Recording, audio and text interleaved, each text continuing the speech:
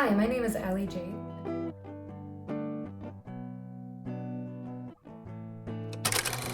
And welcome to my very first ever storytelling video where I will be discussing the stories behind my songs and how they came to be.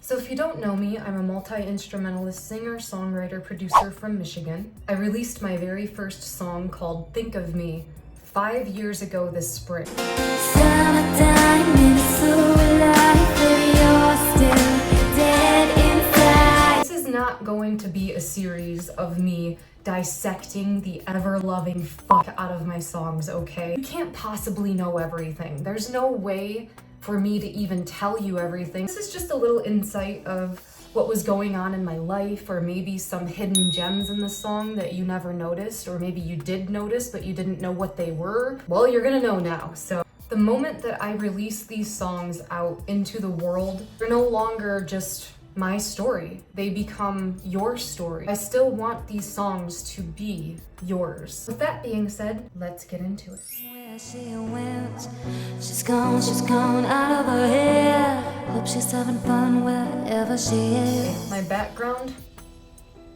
looking pretty sad. You know, things will come in time. I was thinking about getting like a green screen or something. I don't know yet. We'll figure it out. That is not the important part. The important part is talking about the song. This particular storytelling video will be about my song, Gone Girl.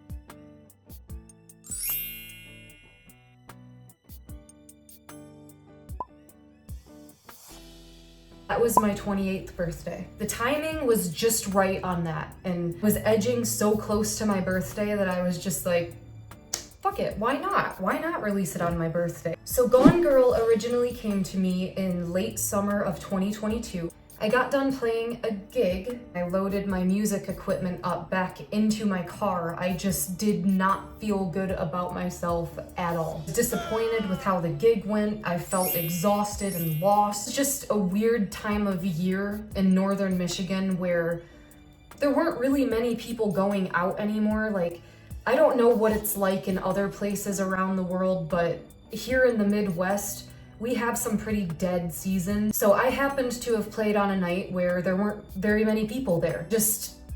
There was nobody that I knew that was able to go. That was my first time ever experiencing something like that, and it just wasn't a fun experience. Will say it was a successful night.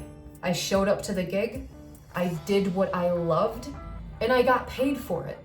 No matter how shitty my night was, it was still a success. I just didn't feel good about myself. It had very little to do, honestly, with the gig, and more to do with something that I had already been going through for quite some time. A lot of things in my personal life I was going through at the time that contributed to those feelings. But on a level of being a musician, I think there were a lot of feelings in my own personal music world here that were just catching up to me. Music was always something that comforted me, and that night, it did the opposite thing. It just hit me pretty hard. And when you're a musician who is beginning to establish yourself, you rely a lot on other people, particularly other people in your life, to come to your shows, to tell people about your shows, to share your music with other people, whether in real life or on the internet. Like, you rely so much on these people to just give you a chance. And I always say that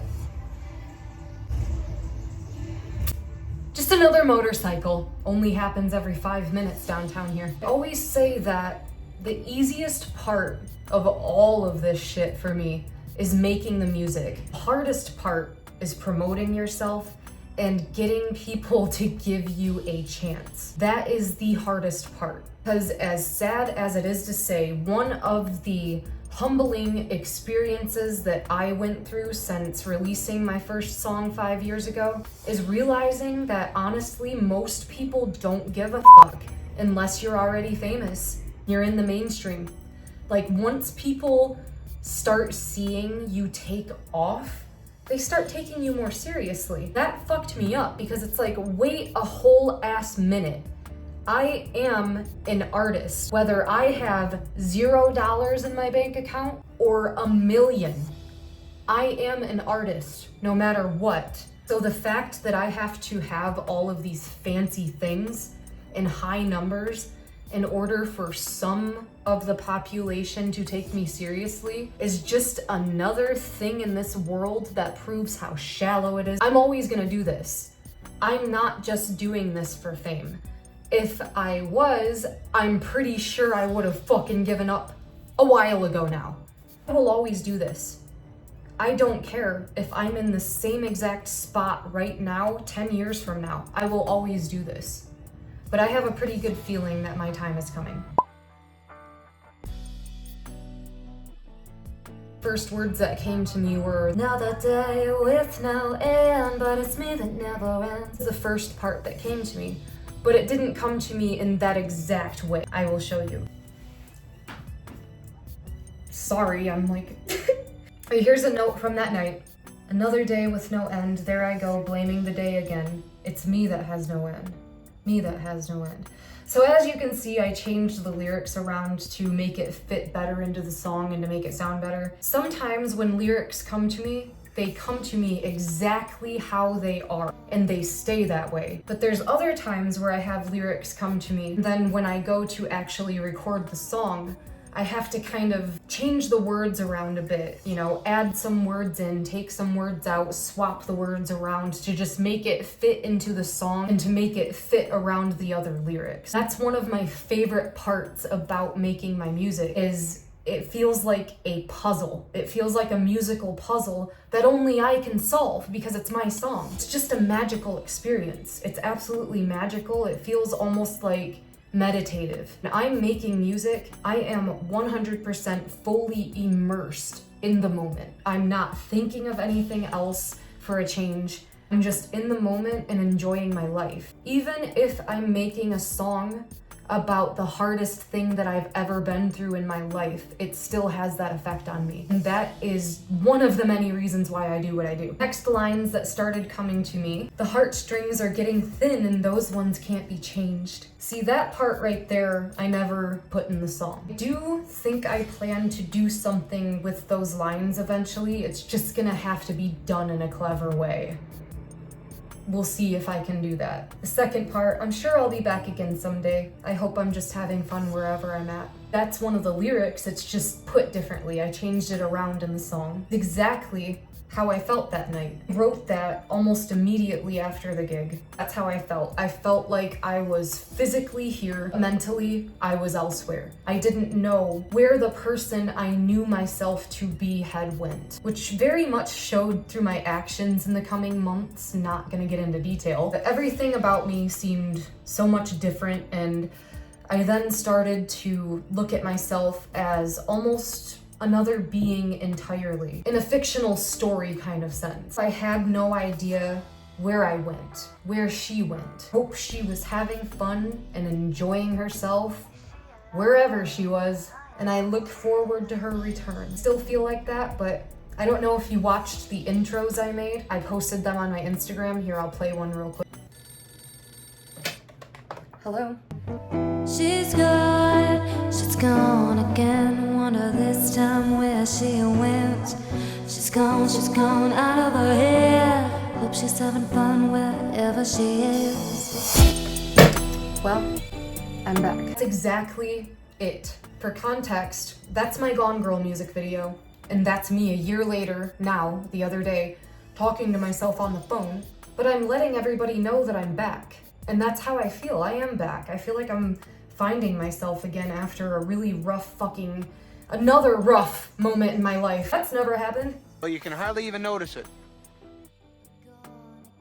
There is a famous book called Gone Girl and a movie based off of the book. That is not what this song is about. The movie and the book didn't inspire me to write this song. As soon as it came to me and it dawned on me like, oh, I could name the song in the album Gone Girl, I was like, yes. Looking back, you know, it's not that I'm not a fan of the book Gone Girl and I'm not a fan of the movie, even though Ben Affleck is, I don't even know how the fuck you say his last name, title this song and album after a movie or a book. It would have been Girl Interrupted. That would have fit better into my meaning and like everything. It would have actually fit better. And Girl Interrupted by Susanna Kaysen, the book, is one of my favorite books of all time. And the film is one of my favorite films of all time. So That actually would have worked much better. Gone Girl was just, I don't know, that really spoke to me at the time. But I regretted it in a way. I regretted it because I'm like, oh my god, people are going to think that like I wrote a song after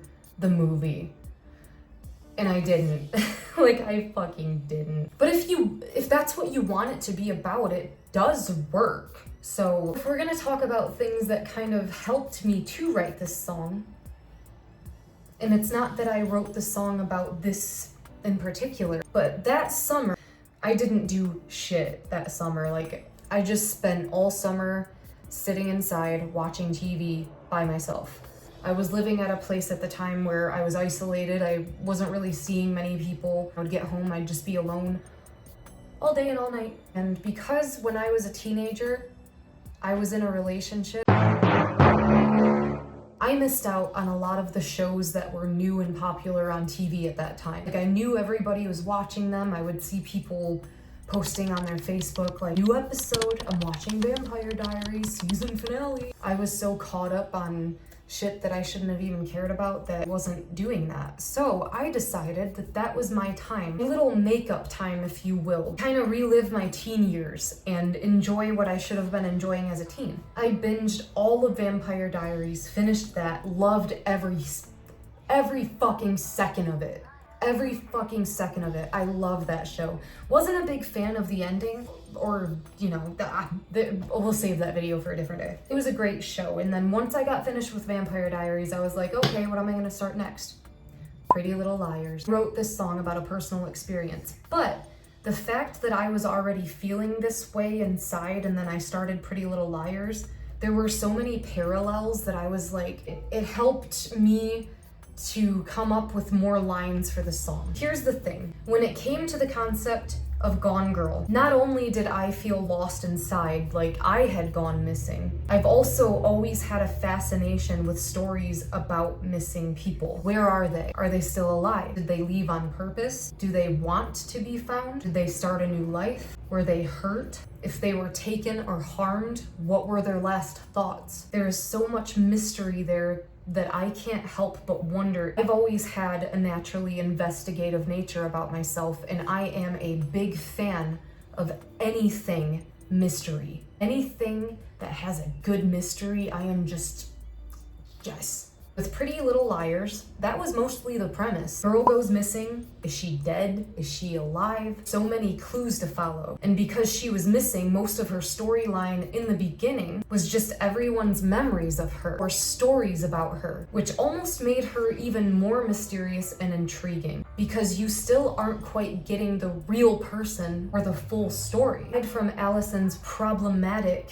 personality on the show, all that testosterone and not a sheep in sight. She was quite an interesting character to me, obviously suffering from much pain and trauma from her own family, which then brought out the worst in her. Storylines sometimes coincided with how I felt inside during the time of me watching the show. So I almost correlated those things and drew inspiration from it for my song. I knew a song like that was on its way to me, just hadn't fully formed yet. Sometimes it takes living more life and more experiences to finish a song and being in the right place to finish that song. Not all songs, like there's some songs of mine that they come right to me and they're done and they're good to go and they're simple and it's like, yeah. Other songs that they take a little bit longer. But in my music video, that's actually why, at that part, when you see me painting my nails next to my phone, She's gone again. I was making a reference to the title sequence of the original Pretty Little Liars, where it shows the dead hand in the casket getting painted. Not a secret, can you keep it? Swear this one you say. Better lock it in your pocket, taking this one to the grave. Or was it a dead hand?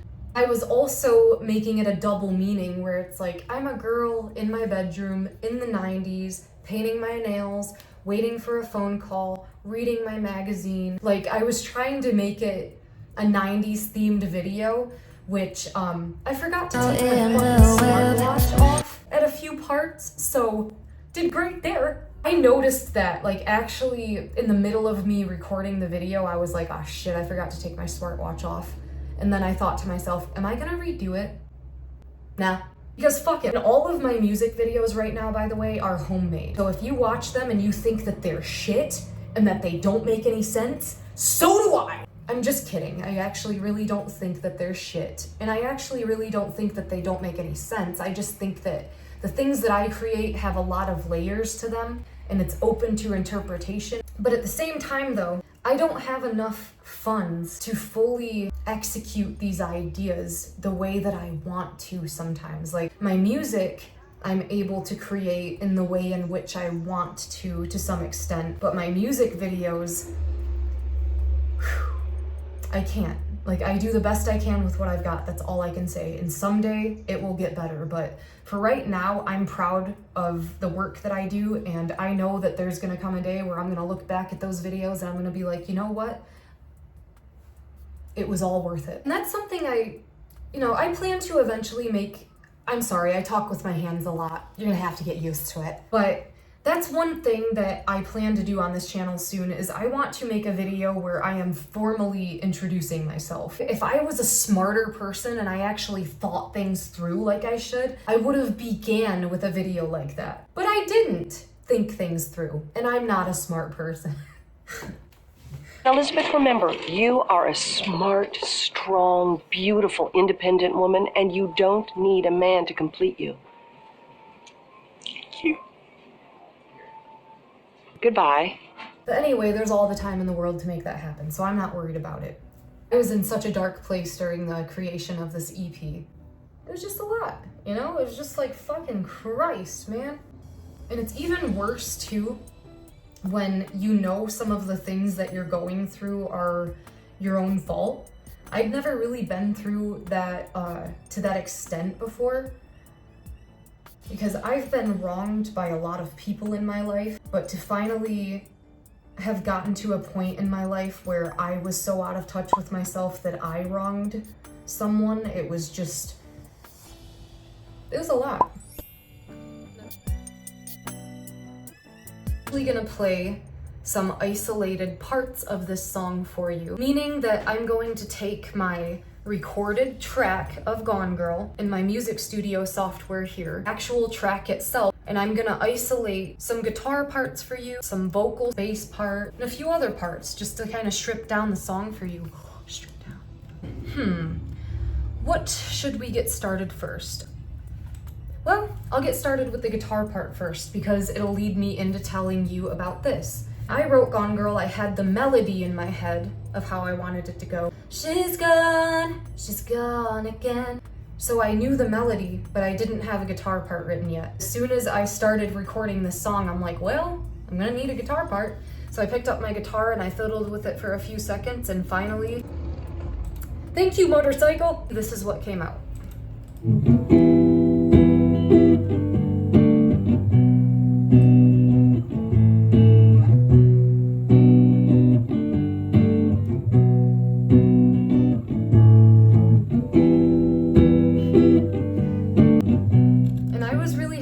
I'm like, yes, that is exactly the way that it needed to go. It's just like, really happy with it. It's very fun to play. I showed you the isolated guitar parts. Let's go ahead and take vocals, isolate those too. So it's just my guitar and my vocals that you'll hear. And I'll switch them back and forth.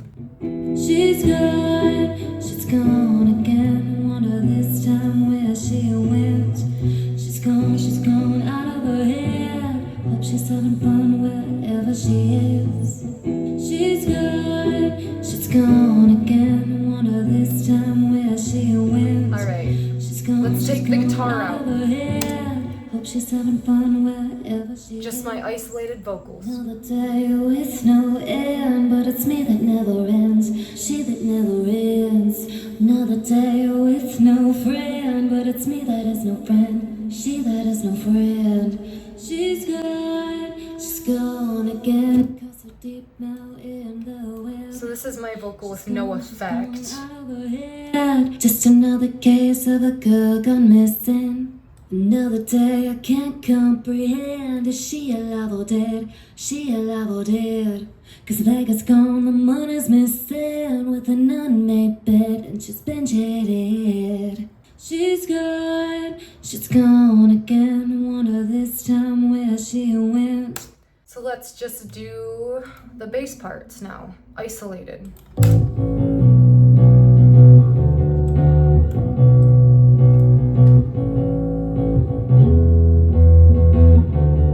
Let's add in the guitar with the bass.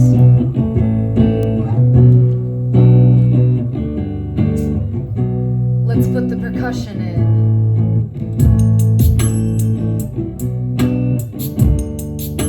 Let's take it back out. Let me show you my favorite little part that I put in the chorus. It's this synth brass part that kind of just makes the whole song, if you ask me. This part right here, you might recognize it if you actually have listened to this song. Let's put my vocal with it. Again, cause her deep now in the web. She's gone Guitar. out of her head. Just another case of a girl gone missing. Another day I can't comprehend. Is she alive or dead? All right, back to the whole song. She's gone again. Wonder this time where she went. She's gone out of her head. Now this is my favorite part. In the breakdown of the song, you might notice a voice whispering, "Dead." She alive or dead? Am I alive or dead?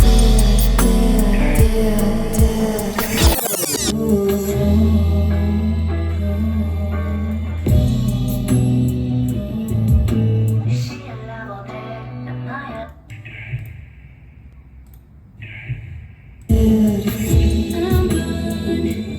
That person saying "dead." Once I got to the breakdown of the song, I was like, oh, I want to do something different. Love adding things in if I can, especially if it's something personal from my life. Because there's the line where I go, is she alive or dead? Am I alive or dead? I had this idea because a friend of mine, I used to date him, he left me a voicemail one night. I was sleeping, I didn't answer the phone. He was drunk, and in the voicemail, he just went, I died. I'm dead. And that was the end of the phone call. So when I was in the middle of recording that breakdown, I was like, why don't I take that voicemail and add it into the song? So here's the voicemail. I died. It was so.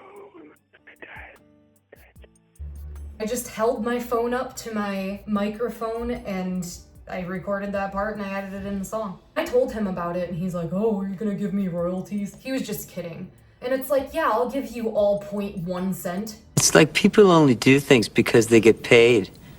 And that's just really sad. I'm just gonna go over a few screenshots from the music video, and then I'm gonna show you some screenshots from the era of my life that I was recording this song and this EP. There's a part in the music video where I'm holding up a heart mirror and you can see my lips singing along to the lyrics in the mirror. I kid you the fuck not that it was a week and a half later, that mirror fucking broke. This is the video from after it broke. My heart mirror broke. I'm so sad.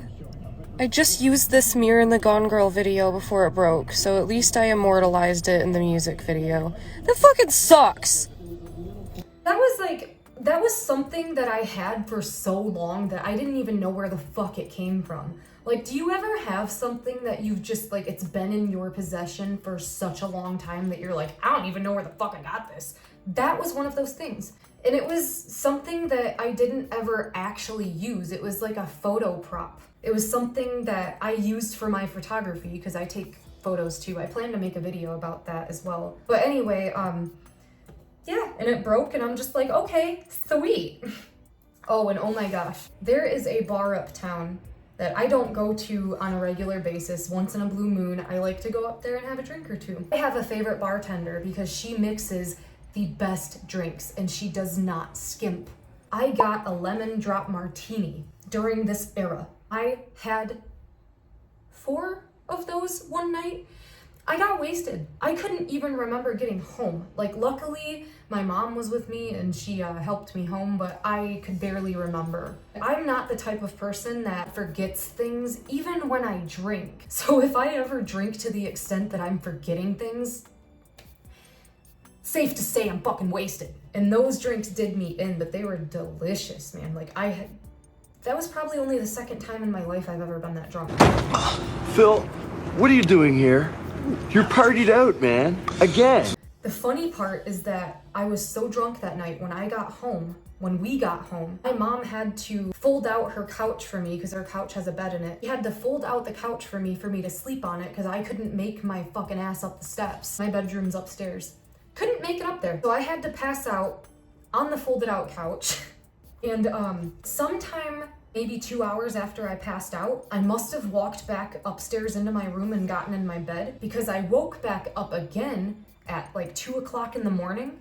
And I was just like, oh fuck, where's my purse? Where's my phone? Where am I? And then I walked downstairs and I found my purse and I looked over and I saw that the folded couch was out.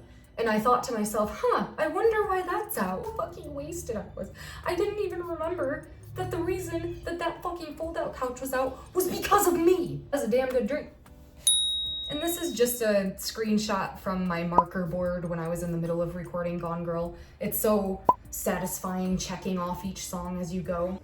This other part of my music video cracked me up, and it was after I got done recording it that I noticed it. I noticed it literally because the picture popped in my head as soon as I saw it. Phone's angled in such a way that you could just see my head in a phone. It reminded me of the angle of the Wrecking Ball video when she's licking the, whatever that is, I don't know.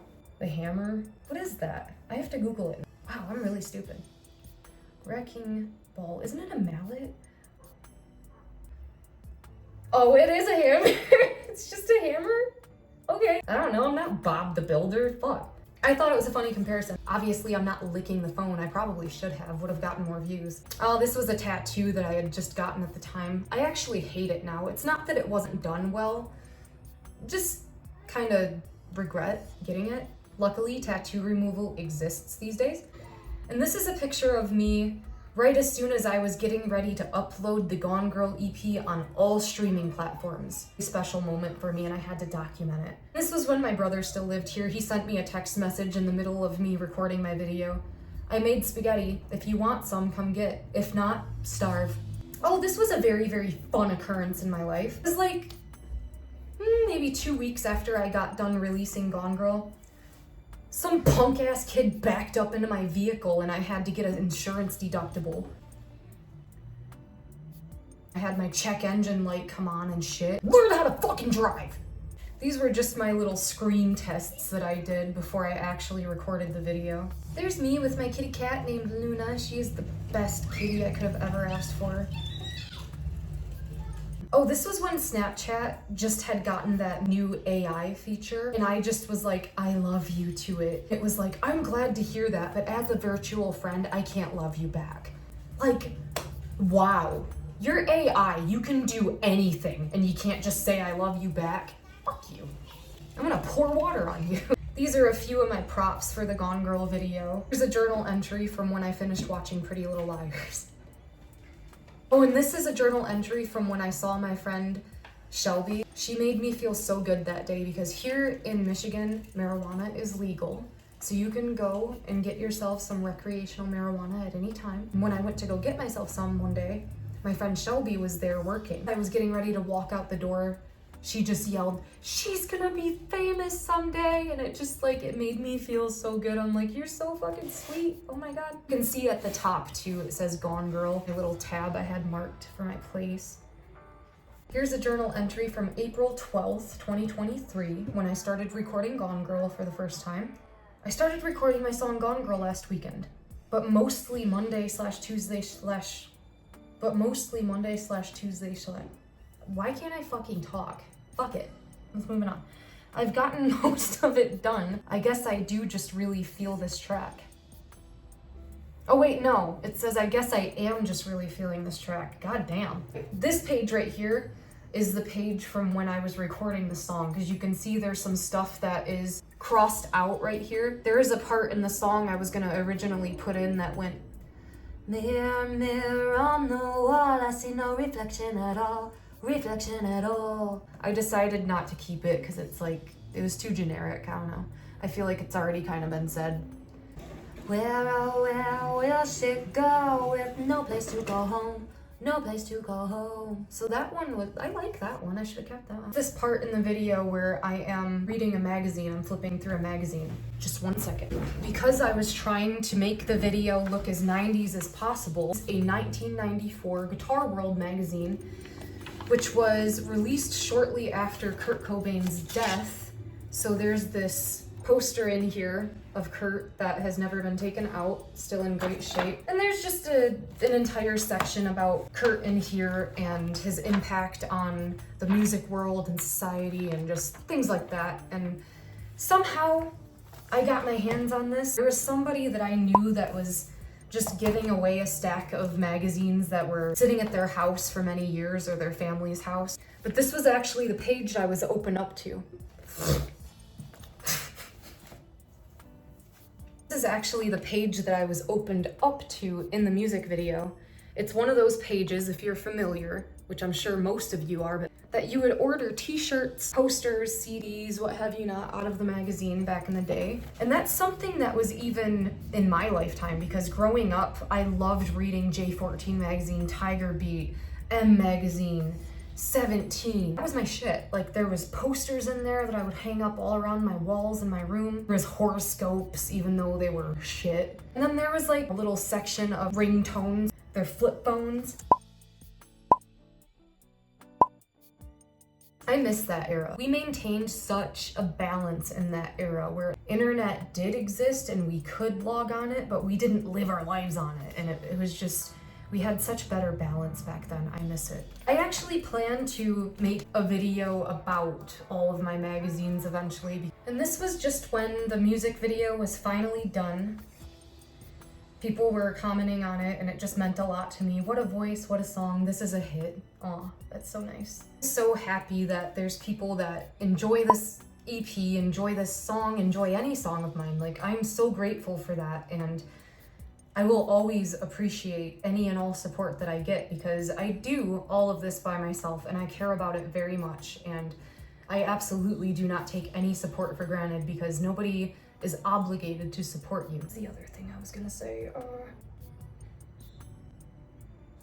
There's this person that I've known for many years over the internet, and I always go through a little depression when I get done releasing a song, and I was going through that after I released the EP. And so he messaged me, just remember, in life, you gotta eat shit before you eat cake. I just hope you have a sweet tooth, because your time is coming. And I just had to screenshot that. That was great. Last but not least,